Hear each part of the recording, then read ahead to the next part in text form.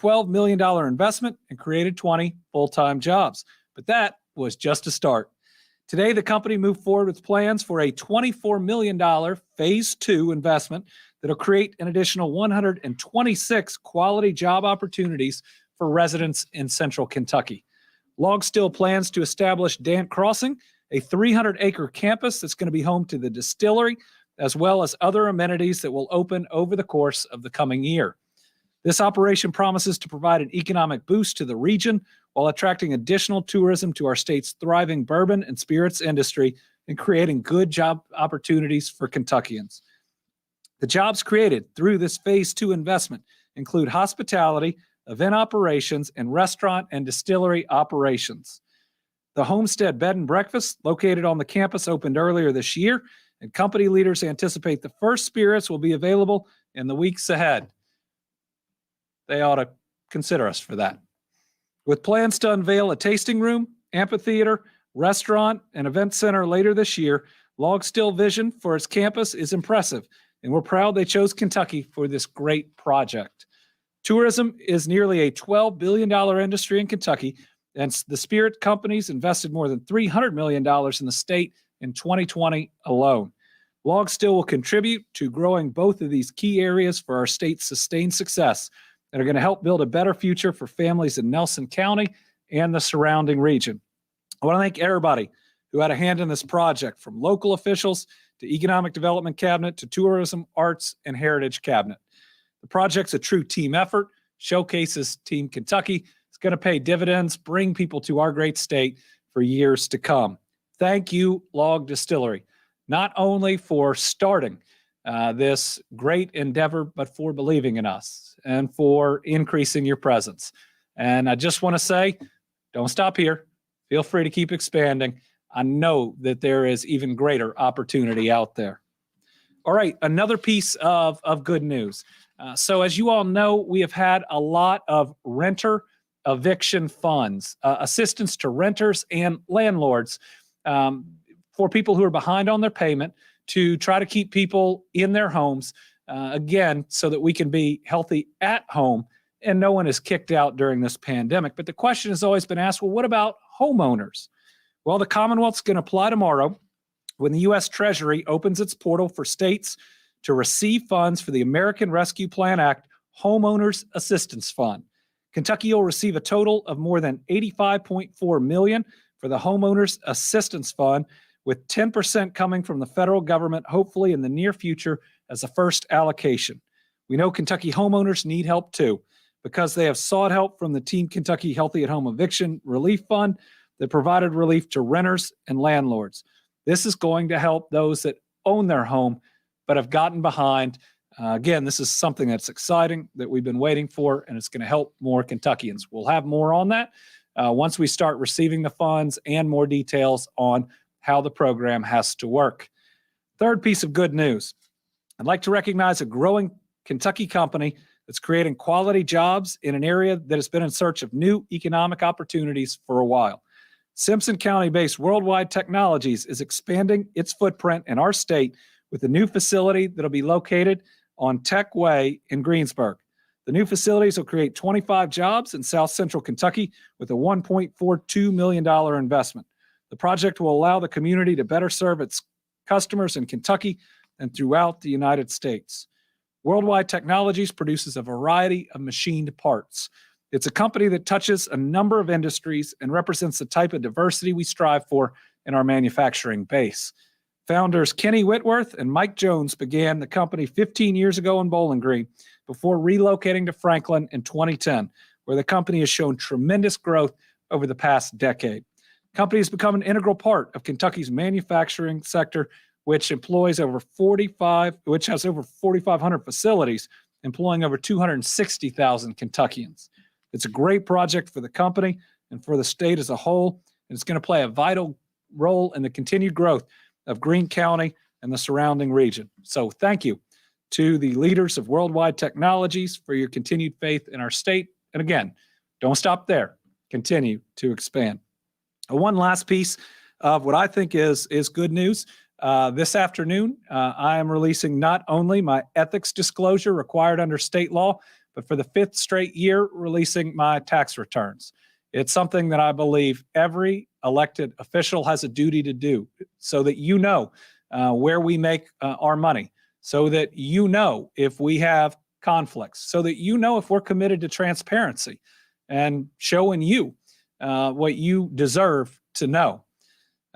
Again, for 5 years, I've done this, became the first attorney general to do this every year I served. And at that time, and for the last 5 years, I've called each of those years on every other constitutional officer, every legislative leader to do the same and release their returns. To date, only one has been willing to do that, and that's Lieutenant Governor Jacqueline Coleman. Not only is she my partner in governing, but also in our belief in ethics and transparency. So thank you, Lieutenant Governor Coleman. Again, to everybody else, this is part of what you sign up for when you run for office. Releasing your tax returns is the very least we owe to the taxpayers of Kentucky, to those we serve. They deserve to know where our money comes from. As a preview, mine are going out. You will find them incredibly boring. It has my salary as governor. It has some dividends from a bank, and it has what looks like gross income that's from conversion of a traditional IRA to a Roth IRA. That's about it. Again, it's pretty vanilla, but it shows you that basically all of my income comes from serving you. All right, let's look at vaccinations today. Remember, we are in a race against these variants. We have to vaccinate and as quickly as possible. I'd also remind you that we think this data is a couple days behind, as we are still getting information going back to really last Friday when we had to upgrade our security in the health information exchange system. And one of the largest reporters took time to do that, and we are still receiving their information. But I think good news today. Yesterday, we passed a good mark, but today, 1,622,924 Kentuckians have received at least their first shot of hope. That represents 16 and over, 46% of our population. We're almost 48% vaccinated 18 and over. But more than that, remember we put out the vaccination challenge where once we reach 2.5 million Kentuckians vaccinated, that'll be 70+% of all adults, we'll be able to remove all capacity restrictions on businesses and venues up to 1,000 people. That means big weddings. That means normal funerals. It means restaurants that can come to full capacity once we reach that goal, because that's the goal when we believe it is safer to do so. Science and math set that goal, nothing else. So where are we? We are, if we look up today's number, 877,076 individuals getting their first shot of hope away from getting to that point. That is a goal we can reach. And the question you might have is, how quickly can we reach it? Well, if you want to know how many first doses are available today, in other words, if everybody would be willing to go out and sign up, doses available today, 499,735. We could get more than halfway of the distance left to get to our 2.5 million vaccinated challenge and lift restrictions this week if everybody would go out and sign up. The doses are there. This is all Moderna and Pfizer. And we'll get more than 150,000 doses next week and the week after. Folks, this is right there. This is ours for the taking. It all depends on us getting out there and getting vaccinated as quickly as we can. The power is ultimately in your hands, so let's get this done. And there are plenty of vaccine openings. So you've seen not only the amount of doses that are out there ready for people, here's where some of them are. U of L Health, Cardinal Stadium. I believe in the next week or so, we've got almost 10,000 openings. Think about how much that can help us get to our goal and how quickly you can sign up. If you're anywhere in the Louisville area, you can get in easily in the next 7 days. It'll take you less than an hour, and you got that first dose done. Kroger Health at the Kentucky Horse Park. over a thousand, I think it's closer to 2,000 appointments open in the next week. In Bowling Green, you want to reach this. You want, again, to eliminate those capacities in pools, in country clubs, and in so many different places. Over 1,000 appointments available there. Corbin, Kentucky, over 1,000 appointments there. I remember reading a story about how tough enforcing the certain mandates were in restaurants and other places in Corbin. Listen, you can get the vaccinations right now and make it safe. Christian County, significant number of vaccinations and one of the lowest percentages of people vaccinated of any county in Kentucky. This will help. This protects you. Listen, COVID has killed 1 out of every 550 Americans. Get the vaccine. And finally, King's Daughter Pavilion, again, over 1,000 available. So we talked before about how this Monday, U of L Health opened Kentucky's largest drive-through vaccination site at Cardinal Stadium. And let me tell you, it's nothing short of amazing. Staff from the hospital and the University of Louisville, a large contingent of Kentucky National Guardsmen are helping, community volunteers, AmeriCorps, and others working to make sure it is easy and efficient for you. The entire process takes 25 minutes, 10 minutes for the shot, 15 minutes for being monitored as a precaution. They can vaccinate up to 4,000 people a day with Pfizer and Moderna, but they need you. We need more people to sign up. It's a massive undertaking. It's a way to very quickly work to defeat this virus. Here's a quick video to show you a little bit of what's going on, but also to ask you to be a part and get your vaccine. This is one of the largest sites that we have in the state. It's the largest site that we've run at U of L Health, and we can run between 4,000 and 5,000 people a day through this vaccination site with very little waiting. We have hundreds of people here working, volunteers. We've got the National Guard here. We've got the Army here. We've got people from our hospital here working. AmeriCorps is here. And managing all those people, all the logistics of getting the vaccine where it needs to be, the pharmacy supply chain, it's daunting, but thus far we've done a fantastic job of being able to get this out. The biggest problem we've always had is limited availability of vaccines. That's what's really driven most of the restrictions to the vaccine process. Now we've got a huge number of vaccines. The supply's really opened up, particularly with Pfizer, and so that's about getting it out. So it's a completely different problem. Now we've got to get it out to the people that need it. The biggest worry I have right now is that we've got this huge site that we can do 4,000 and 5,000 a day, and we still have appointments that are open at the end of the week. And so I really want to get people out, and I really want to get people down here so that we can get this over with. We can lick this disease and get moving forward. I'm not sure it's as resistance as much as it's apathy. People have been at this for 18 months now, and they're just tired. And I think it's going to require just a little bit to be out and get this. It takes 10 minutes from the moment you arrive here to get the vaccine. It takes 25 minutes total. We have to watch you for 15 minutes. You spend more time being watched in your car, listening to the radio, than it takes you to actually get the vaccine down here.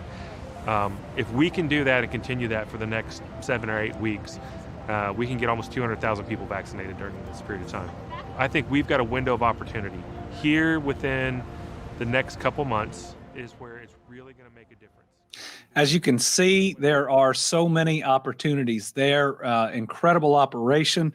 You can sign up at uoflhealth.org or call 502-681-1435. Anywhere around Louisville, you are likely to be able to get an appointment even tomorrow or the next day. So if you've been putting it off, 25 minutes to become protected from this virus. All right, and getting protected from this virus is important. Again, we are watching very closely as the case count this week looks like it will be above last week's. We'll see how it compares to 2 weeks ago. And our positivity rate continues to creep up day after day. It is at least a warning that a fourth wave is possible here. We can prevent it. We should prevent it, but it requires people to get vaccinated and continue to mask up. Today, we have 834 new cases of COVID-19.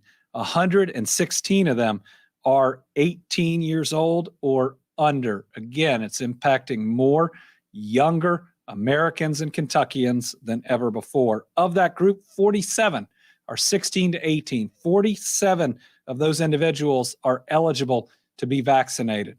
So if you are 16 to 18, this virus is infecting people your age. And certainly what we are seeing is more hospitalizations nationwide to that under 50 group that we previously didn't see hospitalized nearly as much. When we look at our hospitalization, ICU, and ventilator numbers, they're a little bit down from yesterday, but they are starting to move up. We are seeing a trend of cases, positivity rate, and hospital overall hospital numbers all going up, albeit just a little bit. Our positivity rate today, 3.45%. Think about how excited we were to be under 3, yet we're ticking up and up and up. Now, the way we defeat this is vaccines. And I want to give you just one statistic to show you how incredible they are. Congregate settings, which is long-term care, jails, our state correction system, at one time made up 68+% of all our deaths. Obviously, long-term care was one of the very first areas we vaccinated. When you think about that, those started in December, really weren't complete until February. That's when the immunity really kicked in. In February, I think we were still up around 60-something% of all deaths being in long-term care. Today, 37.72. We have almost cut the overall percentage of deaths occurring in long-term care and congregate settings in half in just a couple of months because of these vaccines. They virtually eliminate death because of COVID. They virtually eliminate serious illness from COVID. I mean, these things are a miracle. Please go out and get them. They work. We can defeat this virus, but you got to get vaccinated to do it. Today, we're also reporting 17 new deaths. These all come from the local health department method, none from our audit today. The 17 include a 40-year-old man from Barron County that's younger than me. That's a February death. 61-year-old man from Barron County, February. 66-year-old woman from Bell County, April. 49-year-old woman from Caldwell County, April. 83-year-old woman from Clinton County, January. 89-year-old man from Cumberland County, February. 83-year-old man from Garrett County, February. 70-year-old man from Grayson County, February.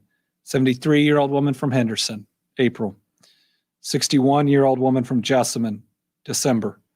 68-year-old woman from Laurel, February. 63-year-old man from Madison, April. Look at how the April deaths especially are in younger Kentuckians than we are used to seeing. 68-year-old woman from Meade County, October.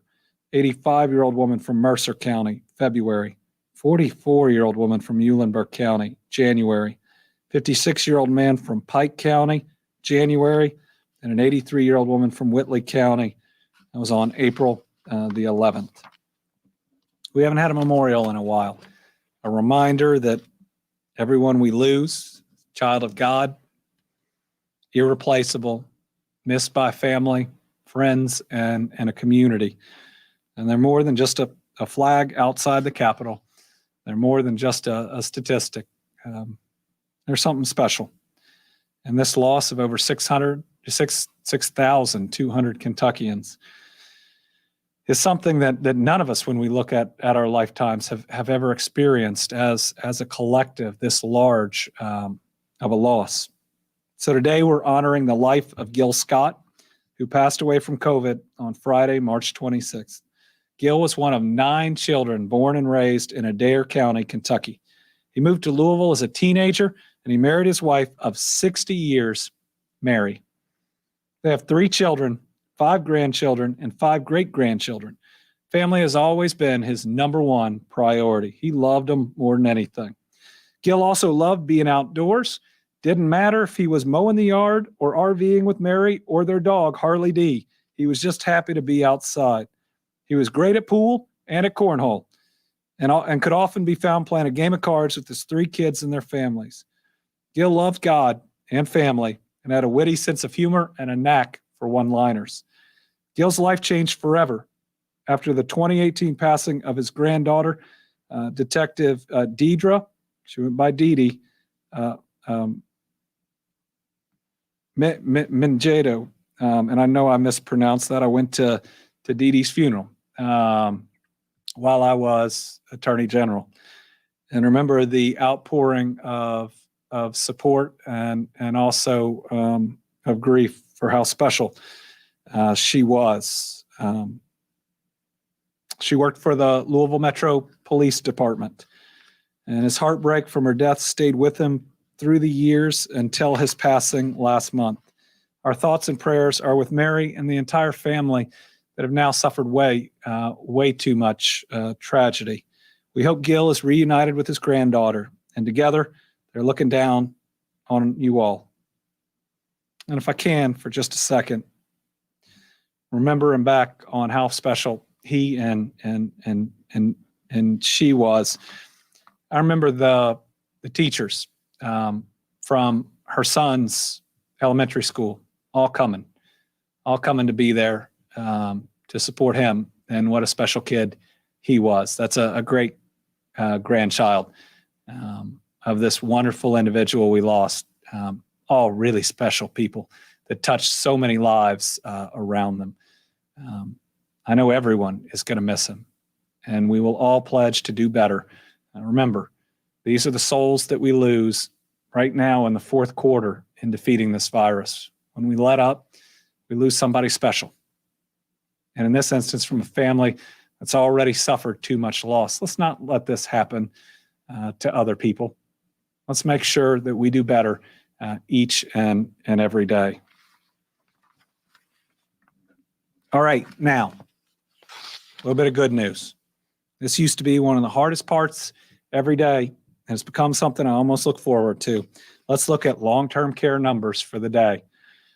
4 new residents, 6 new staff testing positive. Again, more staff than residents. That has only been the case since more residents got vaccinated than staff. This used to be 10 times the residents staff, and it shows you how these work even for the most vulnerable.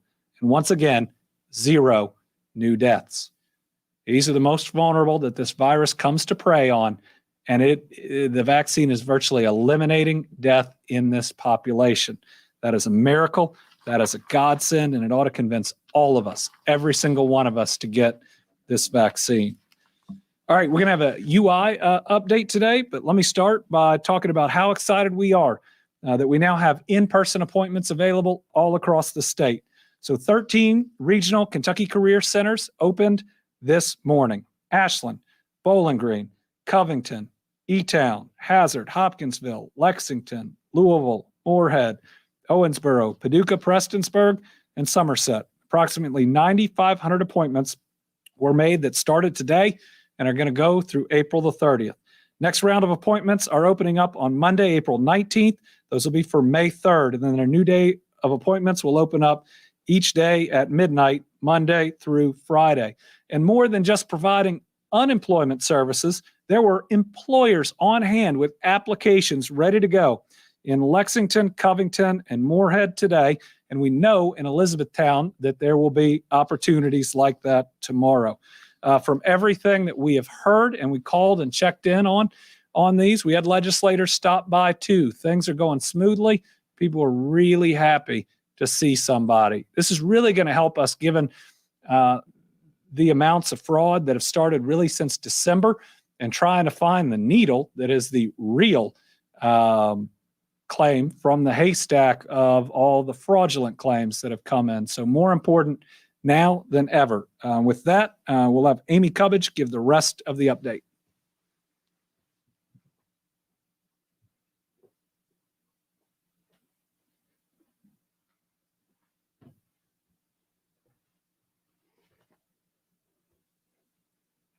Good afternoon.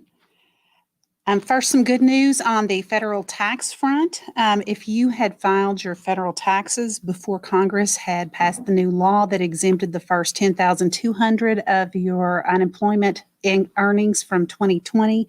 You definitely do not need to file an amended return. The IRS has announced it'll start processing those refunds automatically in May. Now, if you had waited to file, you can claim that on your return and get that immediately. But if you had already filed, good news for you, the IRS doesn't need you to do anything. Now, an update on the UI system. As everyone knows, we announced last Thursday that we were shutting down the system and bringing it back up on Tuesday morning. That has been done, and so far, so good. Letters have gone out to claimants giving them their new PINs and step-by-step instructions on how to re-register for the system. And already 30,000 people approximately have been able to do that. Now, if you have not received your letter yet and it's time for you to claim your benefits, and you need to, or you otherwise need to access your account, you can call our helpline at 502-564-2900, and staff will be able to reset your PIN for you once they verify your identification. I know the governor has mentioned this. We have all hands on deck right now and have UI staff who are pulled from all other duties right now, answering the phones for those PIN resets and to help you get registered. We have even staff from other cabinets assisting. So it is a huge team effort to help you get back into that system. Our phone assistance line holds anywhere for between 100 and 130 callers at any time. If you call that line and it picks up and puts you on in that line to be answered, you will be answered. If all the lines are currently in use, you'll hear a message to try again later. If you keep trying, once you get on there, you will be helped that day. Our hours right now are Monday through Friday, 7 through 8. People are working until 9, but we are not putting people in line for being answered after 8 to ensure that everyone who gets picked up can be assisted. Saturday is 9 to 5, and Sunday is 1 to 5. They've already helped over 10,000 people since yesterday morning. And remember, please, the only assistance you will get from this line is assistance in resetting that PIN and in getting re-registered on the site. Other help with your claim can't be offered on the line at this time. And then another reminder, if you call and get a telephonic PIN, when you get a letter with a PIN, that PIN is no longer valid. When you called on the telephone and got a new PIN, that would have reset the PIN. So make sure to use the one you got on the phone and not in the mail if you call for one. And again, if you don't want to wait on hold, wait for those letters. Those have gone out. Those should be to you soon. If it's not time to request your benefits, you're better off actually waiting for that letter. Now, a few things to remember once you've received that PIN, you do have to register as a new user in the system, even if you had already registered on the updated portal. I think we've got a slide for this. When you get that letter, it has those step-by-step instructions, and we have a tutorial video up. But if you look here at the slide at the top where the arrow is pointing, it shows you where to register. And this is uiclaimsportal.ky.gov. Don't go to any old links you may have saved. You need to make sure to use this portal. Once you do this and you register, you're going to create a new 12-character strong password that's got a mix of letters, numbers, and special characters. You will have to verify your email, and you'll get an access code that will be sent to your email. There's been some confusion on this. You will need to get that access code every time you access the site. It's not just for the initial registration, and it will be a different access code every time. So don't save that access code. There's no need to do that. The next time you go to log into the site, it will generate a new access code that you will get from your email. The new 8-digit PIN that you get can also be used on the telephone claiming system. So if you claim your benefits by telephone, you will use the PIN for that. Now, once you get in, please review all the information on your account to make sure it's correct. And if you get in there and see that the bank account information is wrong, you can select a paper check. We're not allowing updates right now to bank account information, but you will be able to make sure you get a paper check. Now, once you are registered, when you go back, don't hit register again. Just log in as normal, and you'll go through that process. And before I leave, I just want to give one final note, a giant thank you to all of the staff who worked over the past week to make all of this happen. IT staff in Labor, Education, and Workforce Development and the Commonwealth Office of Technology worked all weekend, and they were able to add these features in just 4 days. As a comparison, in California last fall, when they had fraud issues and had to take their site down, they were down for 2 weeks. So it is truly extraordinary, the work that our team has been able to do, as well as standing up this new call center to help everyone get re-registered. Staff were doing trainings in the evenings to make sure that they could help you. We know that your extraordinary work and hours over the past 13 months has not gone unnoticed. We know it's been a tough 13 months, and the fact that you could dig down deep to go the extra mile this weekend is truly appreciated. So thank you so much for your dedication.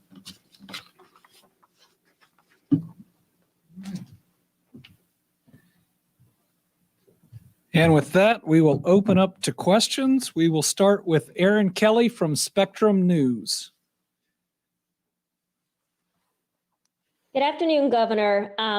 As you know, the Lexington Herald Leader reported today that according to a state inspector general report, some state employees improperly collected unemployment benefits. Can you comment on what's been done in response to that investigation and that report? And what is your message to Kentuckians who themselves are still awaiting their benefits?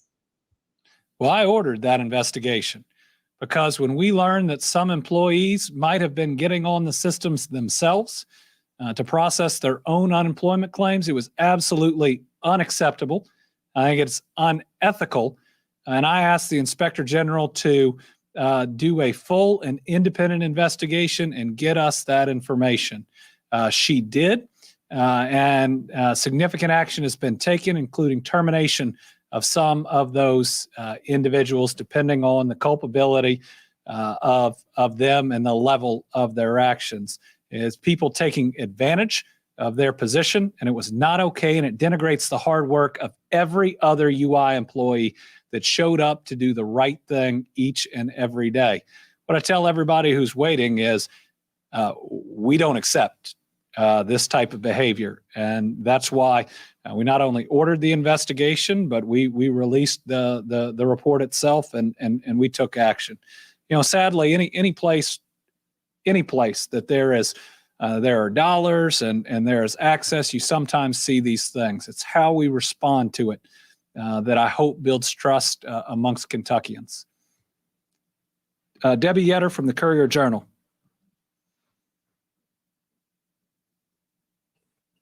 Hi, Governor. The Biden administration announced the release of funds for child care assistance to states today, including about $763 million for Kentucky. Do you know how you're going to allocate that money and how soon child care providers might expect to see some of it? Not yet. All these things have very specific guidance, but let me say I'm thrilled that money has been provided by the federal government. Between dollars that the state has put up and now between multiple tranches of federal dollars that have come in, we have a chance not just to save childcare from the difficulties of the pandemic, but to build it up. Debbie, you more than most know how we were suffering in Kentucky as far as a number of childcare facilities versus the overall need before this pandemic. And so to me, this is an example of how we have an opportunity with federal dollars, with where I think our economy is going, maybe with how we can think about things differently, having been through this experience, to do so much better moving forward. So the better Kentucky that I not only dream about, I think is out there. The opportunity there's just waiting for us is going to require us to have more and better childcare options than ever before. That's how we ultimately work to do so many things, from gender equality in terms of pay and access and other opportunities to so many other things that we should have achieved as a society right now. And if we want to take our position as a leader in the post-COVID economy, ensuring we have not adequate but world-class childcare is something we have to do. So I think these dollars can be transformational, and it's going to be our job to make sure that they are. John Boyle from WFPL. Hi, Governor. I had a question about the vaccine goal of 2.5 million. We are, as you mentioned, about 1.6 right now. But the question I have has to do with just, the demand that you sense is out there. A lot of the populations that needed it early on, such as the nursing homes, they've already gotten it. So I'm wondering if you have any concerns about there being a demand in the coming weeks for such a sizable total. And if so, which subsets of the population you see that coming from? So I think we've been steady in terms of people showing up to get vaccinated. And remember, we've had new priority groups open up too, really only in the last couple of weeks. We've been seeing really anywhere from 125,000 to 130,000 people showing up every week for the last 3 weeks.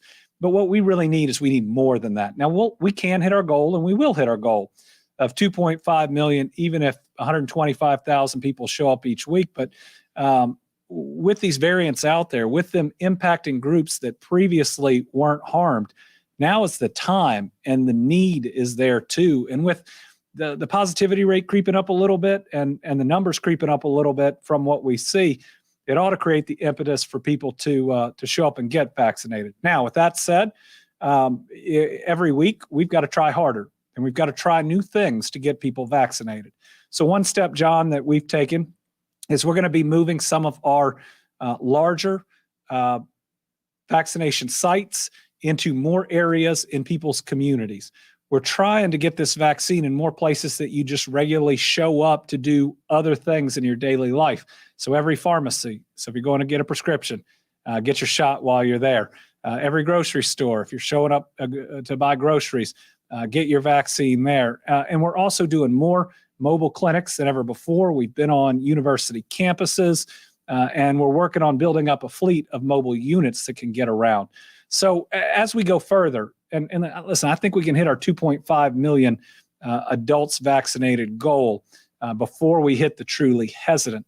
But as we go further, it's going to be harder and harder every week, but it's going to be more and more important because we're going to be that much closer to reaching herd immunity. So our challenge is going to get more difficult every week, but this is the challenge we really wanted. I'm positive, even though there are days it's hard to be positive. I'm positive because we put in the work. We beat COVID. We beat this thing that's taken 6,200 lives over 14 months. So we welcome the challenge, but we'll always take ideas, and I want to be open on that. Ideas on how to reach people, ideas on new ways to do things, within what we're allowed to do. We're willing to try a lot of things if it gets people, more people vaccinated. Chad Hedrick from WKYT. Hi, Governor. I wanted to circle back really fast to the Inspector General's report. Do you know if these employees who allegedly collected these benefits, if they could face any charges from this? So that'll be up to any prosecutor that chooses to look at it. We've certainly had some inquiries.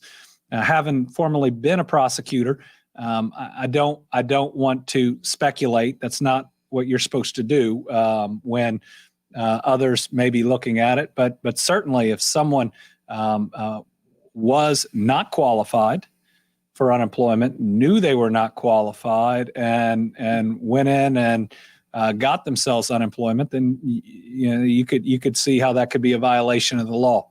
But again, I don't want to step over anyone who may review it and the conclusions they may have. But it's unacceptable. Let me just say, from a state government side or from a human being side, unacceptable. And that's why we wanted the independent report.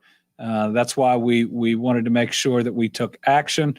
And this is how we want to make sure we respond when things go wrong, because anywhere you are, there are times that people will do the wrong thing. How we respond, I think, shows our values and our commitment to doing right. Melissa Patrick, Kentucky Health News.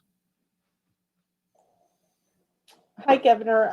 The CDC reported today with CNN that 5,800 fully vaccinated people have caught COVID anyway. Do you know how many of those were in Kentucky? And if so, is there any sort of trend that you saw among those infected? Yeah, I saw that report through CNN, and they described it with the overall number. And I think this is important for people to hear, with the overall number of infections, that it is, I think they called it rare. They may have called it exceedingly rare. I don't want to, I don't want to put that word out there if that's not what they didn't say. If you've been vaccinated, to get it, but I think what they say is it depends in part on the community transmission. In other words, if you live in a place where you're vaccinated, but a whole lot of other people aren't, and COVID's going crazy, your likelihood of getting it may be higher. We know we've had at least a couple, and I say that because the example of the nursing home in Eastern Kentucky that we talked about, certainly in those instances, the people that had gotten the vaccine that got COVID didn't get sick. And that's really important. But let us check to see if we have a set of numbers on that. If we do, now I haven't seen them. If we do, we're happy to share them, and that's our job to share them. But we know it's happened. But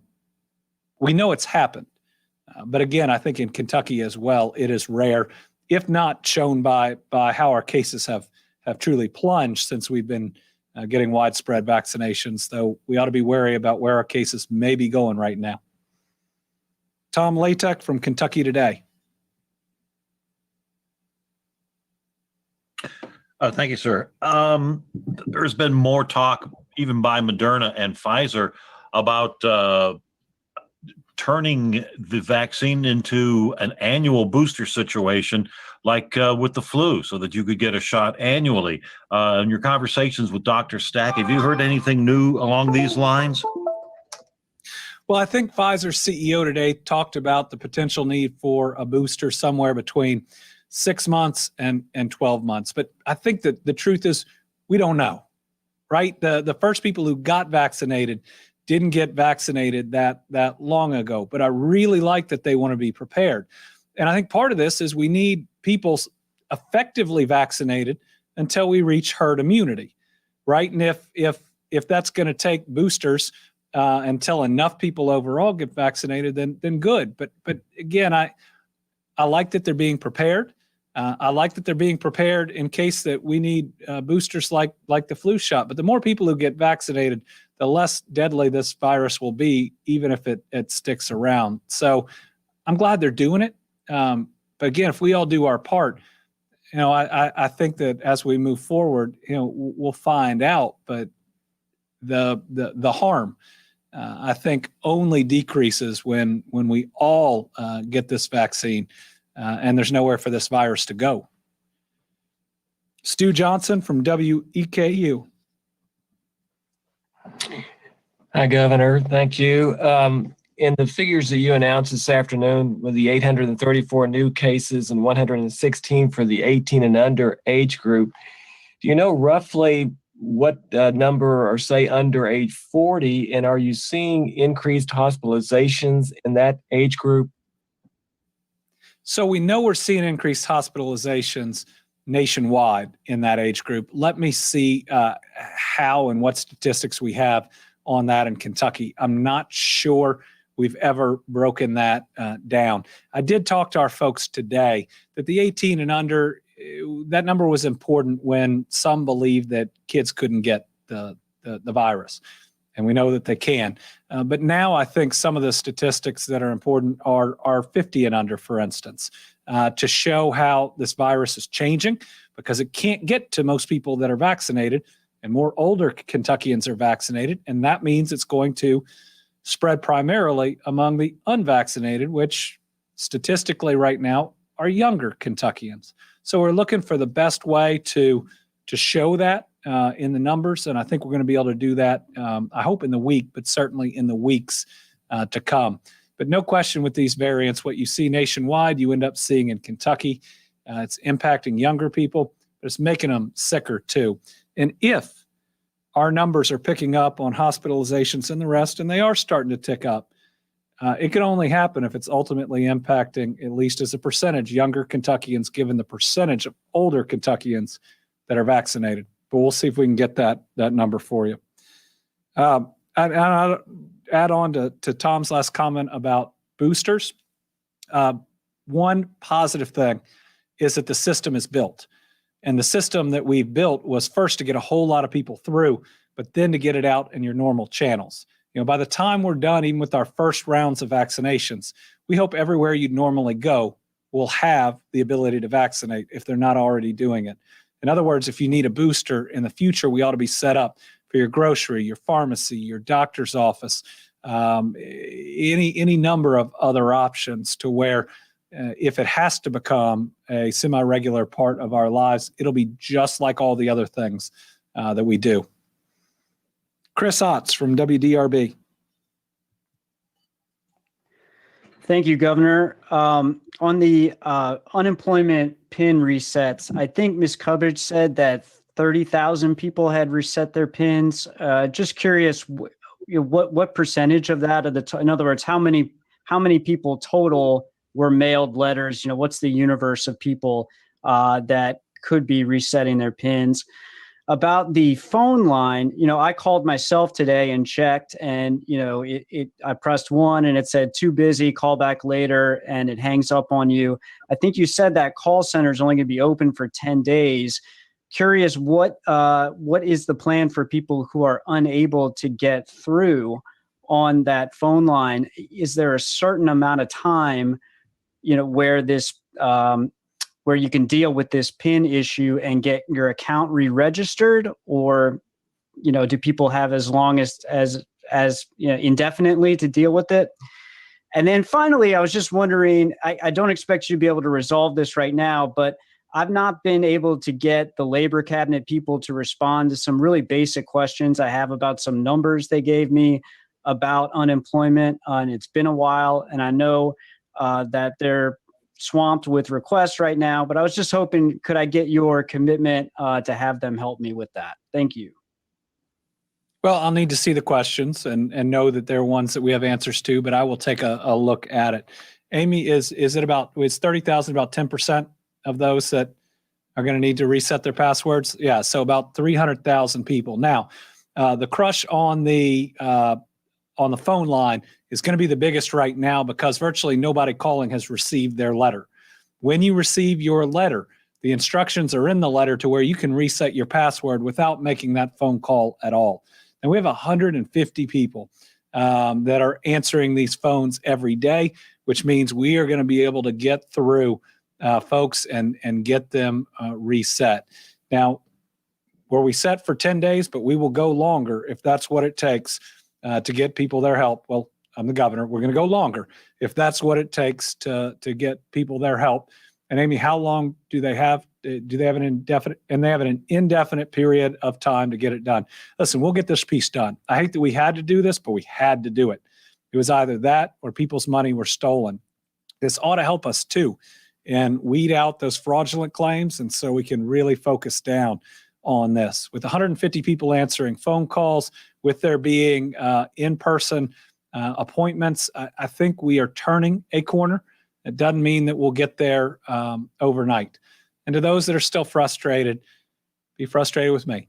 I mean, I'm ultimately the captain of the ship, and while I was given an office and an infrastructure held up by popsicle sticks, we are working as hard as we can to make it work. And the people who work in unemployment have shown up every single day in the hardest circumstances imaginable to try to make this work. So again, please thank them for their service, even if you're frustrated. I'll take the heat for what we need to continue to do. But again, we're going to get it done. Now, with that said, we will help you with your unemployment, but there are employment opportunities right now, more opportunities than we've had in a long time. Get your vaccine. There are a lot of good jobs out there. This is our chance all personally to turn a corner too, and to step in an even better era of our lives with so much ahead of us. Andrea Ash from WHAS with our final question. No pressure. Thanks, Governor. I actually have a couple of questions. I don't know if you want to defer to Ms. Amy Cubbage. It's on unemployment. Do you guys have any idea, and sorry if I missed that, well, it might be, have any idea about how many people have been helped today now that unemployment offices have been opened, either seen or had their issues resolved? Another question that we have is, do you have a top tier specialist at each one of those regional offices? And then finally, do you guys have any gauge on the number of outstanding federal and military claims and the number of people assigned to deal with those? Okay, so I believe when we look at number of people helped today, it'd be 9,500 divided by 14, which I don't have the calculator in front of me at the moment, but we scheduled 14 days, 9,500 appointments, and that should, but that's where, I'm sorry, we're not necessarily open on the weekends. So Amy, do you have? Okay, we'll get you the number for today. It'll be the total number of work days over the next 2 weeks. 9,500 divided by that piece. We do have someone at each location that can handle the most difficult parts. Now, that doesn't mean everybody who's seeing people are, but we have a supervisor that is able to come by and provide that type of assistance. Again, we've heard today that things have gone really well. But we also have to understand that a good appointment doesn't just mean that somebody is approved, because sometimes people don't qualify. I got asked a question about an individual the other day, and we can't ever talk about that, but that person doesn't qualify under federal law, and there's nothing we can do to make that up. We want to help, but we can't. There are other appointments where people might not have all of the things that they need, but they do get to talk to somebody about how to get it done and hopefully get the explanation of what they can do online to get it done. So we believe that each of those appointments is ultimately successful, but whether or not somebody qualifies is a question of law that's been set up that's out of our control. Did I miss any questions, Amy? All right. I want to thank everybody for their hard work. There's reason to be concerned. There's reason to be concerned with so many other states seeing an uptick in cases, that we are so close to the end, and we committed that we're going to get everybody to the finish line. And now that we have vaccines, there's no excuse not to get everyone to the finish line. Let's make sure that a family doesn't have to grieve because we weren't willing to wear a mask for the last month and a half. We weren't willing to do what it takes to get there. We weren't willing to get our own vaccine, not because we were against it, but we just didn't think this thing would hurt us in particular. Let's make sure that we continue to do the right things. And when it comes to masks, we're willing to do it however long it takes. We've made the goal. We've set the commitment. 2.5 million adults, and we're going to be able to remove capacity restrictions on so much. That means your summer can be a heck of a lot more normal. We're not trying to set a goal to force anybody to do something. That just is when it becomes safer. It's math and science. Math and science aren't political. They're the mandatory courses that you've got to take when you're a student because, again, math and science are math and science. So, folks, we need your help. Get vaccinated. Help other people get vaccinated. Help us reach this goal. Help defeat an evil virus that's killed 6,200 people. Most of us believe that's a patriotic duty. This being the toughest enemy we've ever faced, banding together to get it done. Now again is the fourth quarter. We know we can win. We know victory's on the horizon. Let's just get it done. Thank you all very much. We'll see you on Monday.